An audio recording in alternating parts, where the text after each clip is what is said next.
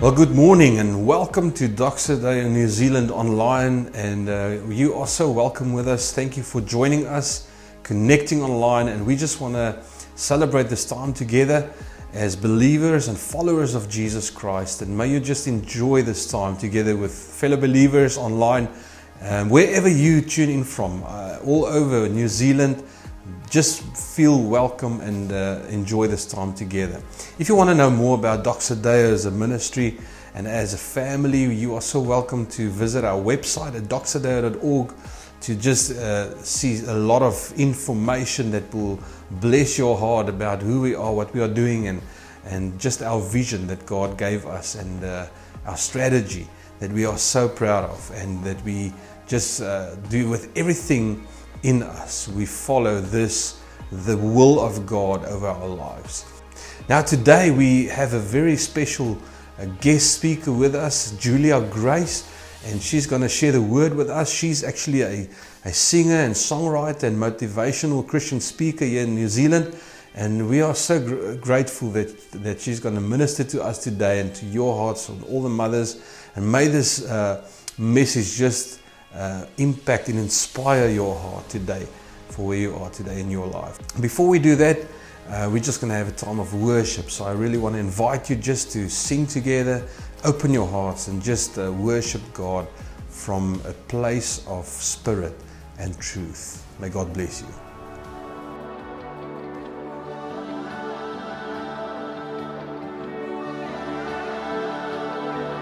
It was faith that stirred the waters, the faith that parted seas.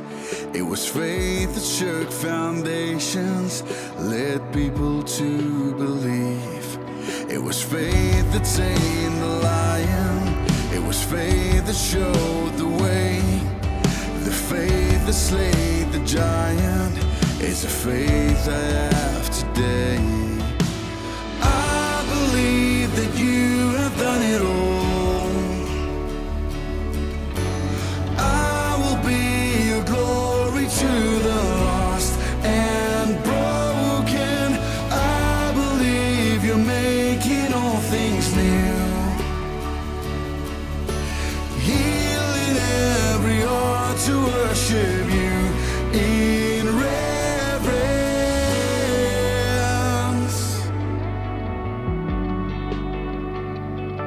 It was faith that walked the waters, the faith that blind would see. It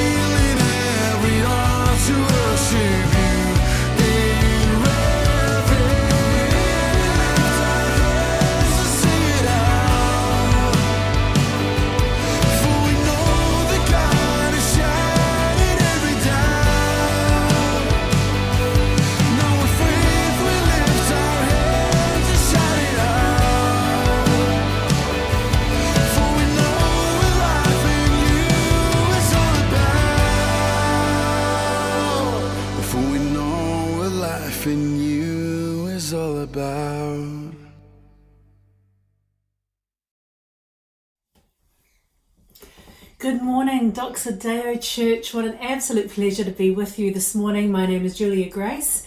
I'm bringing you greetings from my little home studio here in Mount Roskill. And this morning I will be in person with the Untitled crew, but of course with our online service this morning, I'm going to be sharing a little bit about what I'm going to be speaking on. It's Mother's Day today. What a fantastic day and what a great time to celebrate the wonderful thing that is, motherhood. I've got 2 children. They've grown up, they're big, and I'm really looking forward to seeing them and doing some stuff for Mother's Day. But I think motherhood is, if anything, the great leveler.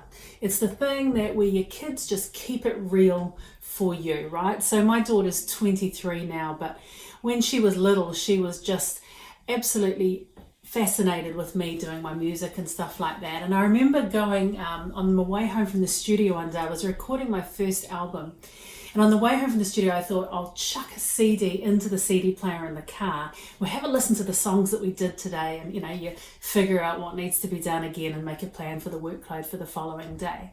I popped the CD into the player and pressed play, and I was feeling quite proud of myself.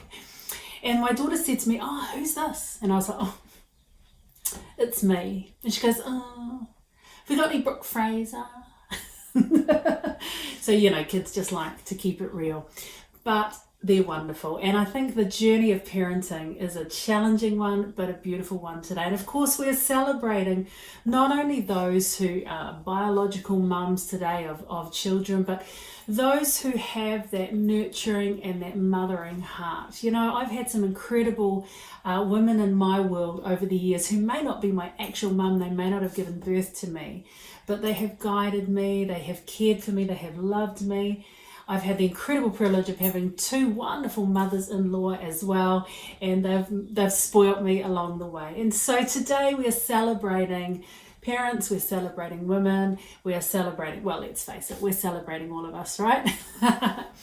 What I'm going to do today is I'm going to start by sharing a song, a hymn that was actually my grandma's favourite hymn.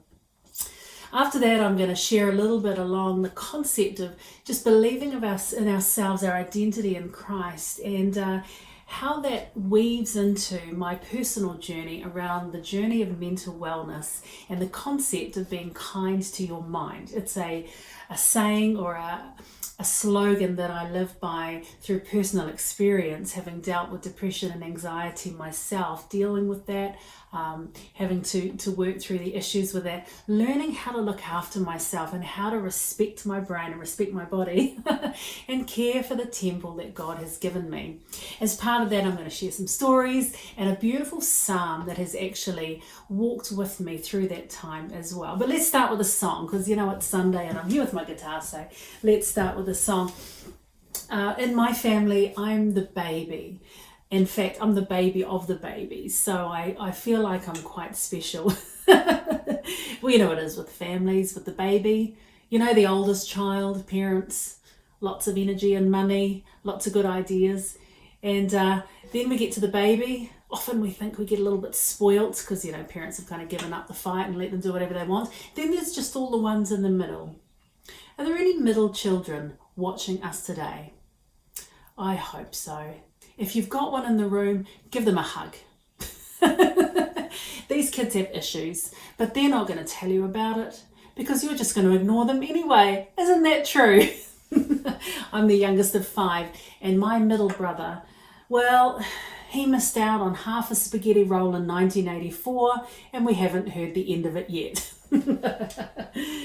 Anyway, Grandma, me, we were very close. In fact, we shared the same birthday. The same day, not the same year, obviously, because that wouldn't work, but we were pretty tight. And I had the incredible privilege of recording a project of mine and my grandma's favourite hymns. I picked her favourite, It Is Well With My Soul. Now, the reason I love this song, obviously, it's a beautiful song, but I love the way it says, It Is Well With My Soul. The song is not called, It Is Well With My Finances, or It Is Well With My Health, or It Is Well With My Relationships. It simply says, It Is Well With My Soul. We woke up in the morning And we do not always have control of the circumstances around us. Some days we wake up to surprises, to shocks, to things that we were just not expecting, and we can't control what's going on around us. I'm still looking for the scripture that says, yea, verily, it's going to be easy. I can't find it. If you find it, let me know. What the Bible tells us, in fact, is not that it's going to be easy. What the Bible tells us is that Jesus promised he will never leave us and he will never forsake us. So we can wake up in the morning, even when things are out of control, and we can still maintain it as well with my soul. So this is my version of Grandma's favourite. Hope you enjoy it.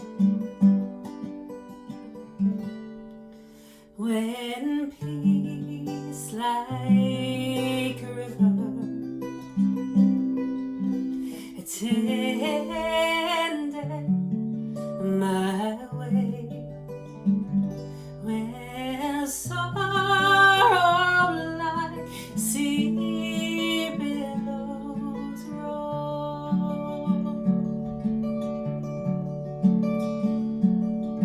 whatever my loss, you have taught me to say, it is well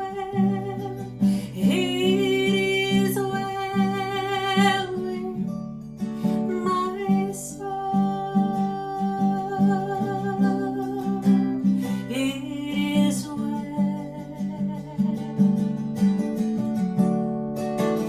with my soul.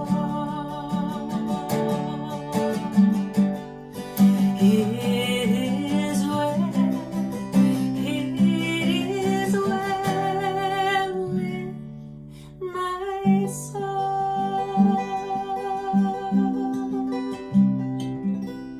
When days roll before me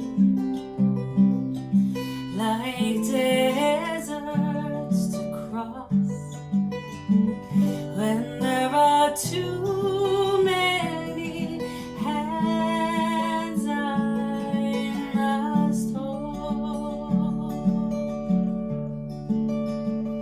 I turn to the one that I've known all along is a safe place to hide for my soul.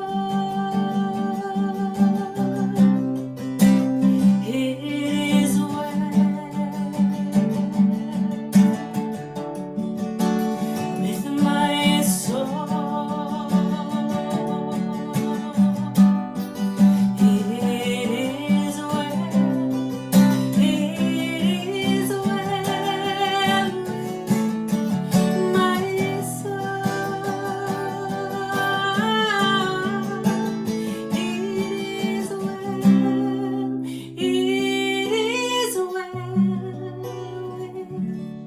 my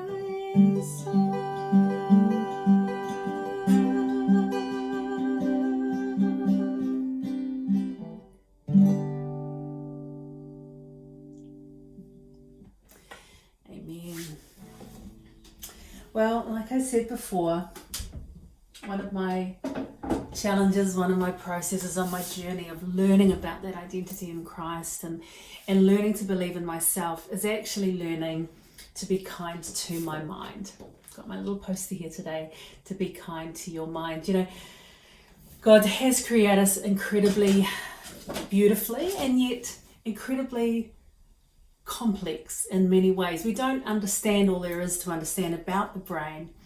But what I have learned is that by learning to care for myself, by learning to sometimes just go with the flow a little more and actually learn to look after myself in the middle of things, I can actually do a better job of caring for those around me. Now, mothers, I'm talking to you today.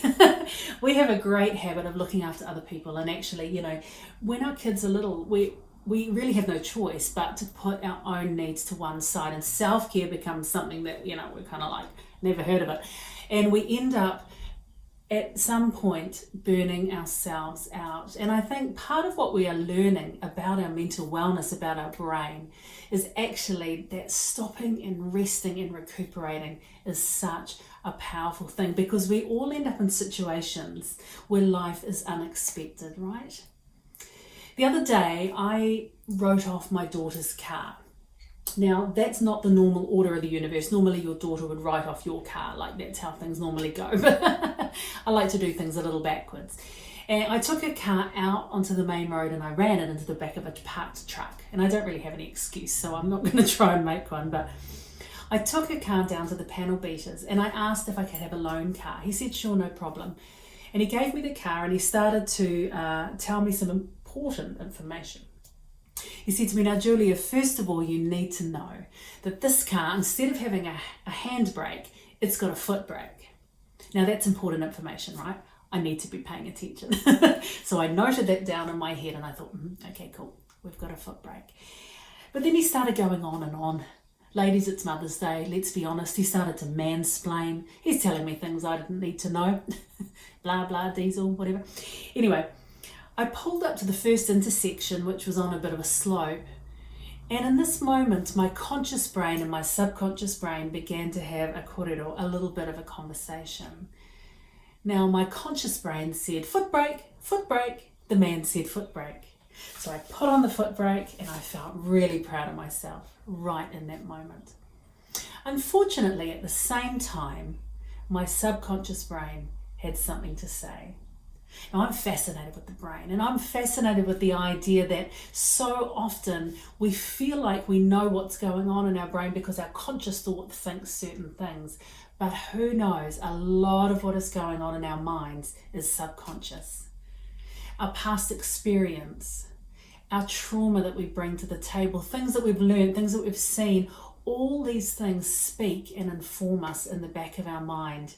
And often what we think is really conscious behavior can just be subconscious behavior kind of playing itself all the time. And my subconscious brain said, normally at this juncture, my left hand would have something to do. Now, somebody in all their wisdom had designed this car so that where the handbrake would normally be was the handle that makes the seat lie down. I know. I stop. I reach down, I lift the handle and grrr, I disappeared. I had what I call a handbrake moment.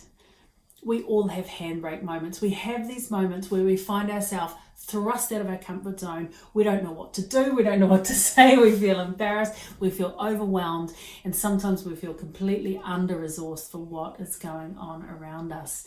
And we have to, in those moments, pick ourselves up, dust ourselves off, and get on with things. I have a beautiful psalm that has kind of walked me through some of these handbrake moments over the course of my life, and it is Psalm 94 verse 18. And it says, unless the Lord had given me help, I would soon have dwelt in the silence of death. When I said my foot is slipping, your love, O Lord, supported me. I love this psalm because it talks about that moment where we get stuck in the silence of death. We don't know what to say. We don't have the words. We might be feeling stressed, overwhelmed, anxious. We might be dealing with depression. We might be dealing with burnout. We might just be dealing with one of the myriad of adult things that we have to deal with in our lives, and we don't necessarily know what to say. And the psalmist here encourages us that it's important for us to speak out in these moments. Now, the problem is that we don't know when those moments are going to be happening, right? And so we end up kind of falling on our back. For me, dealing with depression and anxiety, which is, like I said, something I manage with and deal with every day, has been a deeply humbling experience. Finding some of the things that I knew other people dealt with, but I was so judgmental, and I just felt like, well, maybe they just weren't very smart or very good Christians, and finding myself dealing with that stuff as my own personal health journey, it's been a humbling experience. I like to say my life is like a long series of getting knocked off my high horse and getting back on progressively smaller horses. And right now, I'm saddling up a chihuahua. We all have health issues. We all have health problems. When they're very physical, it's easy to get help. But when they're mental health problems, it can feel embarrassing, we can feel inadequate, we feel like, maybe something really weird and spooky is going on. I want to encourage you today that that is not the case. What we can do is we can use the wisdom that God has given us to deal with our mental health. I'm a firm believer that mental wellness issues are RUM. What does that mean? Well, it stands for reasonable, universal, and manageable. Mental wellness challenges are a reasonable response of the body to the pressures of life. They make a lot of sense. They are our brain's exit valves. They're our body's shut-off valves. They are there actually to keep us alive and to keep us safe, not something we have to fight against or triumph over. They're universal. We're all on a wellness spectrum. Doesn't matter where you are.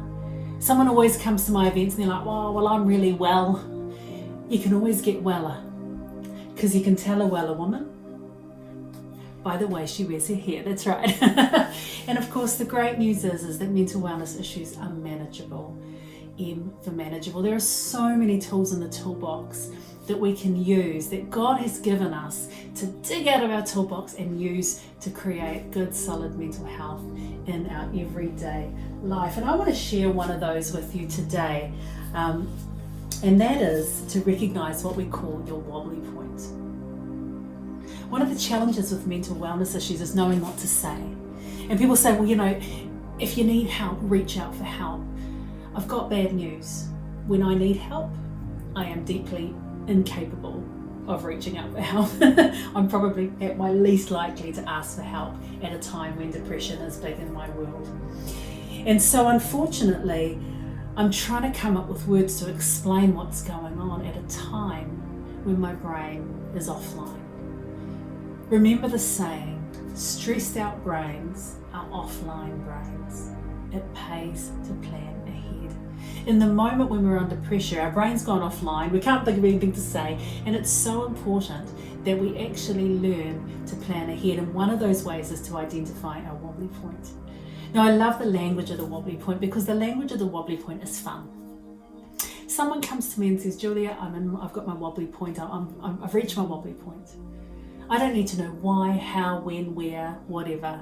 What they are doing is they're getting out of that silence of death. They're reaching out to me in that moment, like the psalmist said, and they are saying, I need some help. It's too hard to explain why. I'm not a psychotherapist, I can't tell you what to do next, but the fact that you've shared with me that you've reached your wobbly point, you've got that kind of something's wrong, means that I can do what I can to help. My gift to you today is the wobbly point language, to take it and use it in your home. Go home, make a jelly. Sit round at dinner and eat a jelly and talk with your family and say, what does it look like? How will I know that you've reached your wobbly point?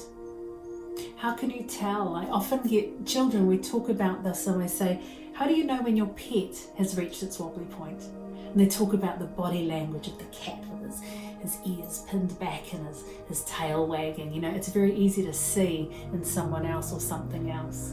And then we talk about what it feels like within ourselves to reach our wobbly point. And then we make a plan. Another thing that we do along with that wobbly point, and this is a fun one to do as well with families, particularly for you mums with kids, is to make yourself a jelly buddy. Now, a jelly buddy is a person that you have pre-planned. You've already had the conversation. You've said, look, I know that there's going to be days when I reach my wobbly point. Maybe today I feel great. Maybe tomorrow I feel great. Maybe next year I'll hit a wobbly day. But I pre-plan who my jelly buddy is going to be. I give my jelly buddy permission to speak into my world, to say, Julia, I haven't heard from you lately. How's things? I give my jelly buddy permission to come to my house if I need it. If I'm saying to them, I'm fine, and they know I'm not fine, I've given them permission to come. And if I need help, if they need to come with me to the doctor, if we need to go and get some intervention, some counselling or some medication or something that we can use and be so grateful for to help us with our mental health, I give them permission to be my support person in that process, and vice versa. My husband Michael and I both deal with mental wellness issues. He's had burnout from his business. As I said, I deal with depression, and we've both taken turns. I say we've taken turns to be the crazy one. We have both sat at times in the doctor's office and been the support person for the other one, been the person praying behind the scenes for the one who is really, really struggling in that time. And we have both had the privilege of being the person supporting and of also being the person who is supported. So this morning, I just want to encourage you, be kind to your mind, whether you're a mum, whether you're a dad, whether you're not a parent, whether you have no interest in children whatsoever, it doesn't matter. This is for all of us. Our brains are brilliant. We need to give them a break. We need to be kind to them. God has made us so brilliant and yet so complicated in some ways, and yet sometimes we just need to keep it simple. Have a chat with your family about your wobbly point. If you want to find out a little bit more about what I've talked about today, jump on my social media. I post about this kind of stuff all the time on Julia Grace NZ, and I'd love to have you as part of that community, just talking in a fun, relaxed, easygoing way about mental wellness issues. That Psalm, once again, 94 verse 18, talking about putting up your hand and asking for help, giving you the language to reach out and having the Lord be with you in that time. So this morning I pray a blessing over you, over your family, no matter where you are. For those around the world, thank you so much for having me from little old New Zealand. Total pleasure just to share a little bit of this today. I hope you have a wonderful rest of your Sunday and rest of your week. God bless you. See you later.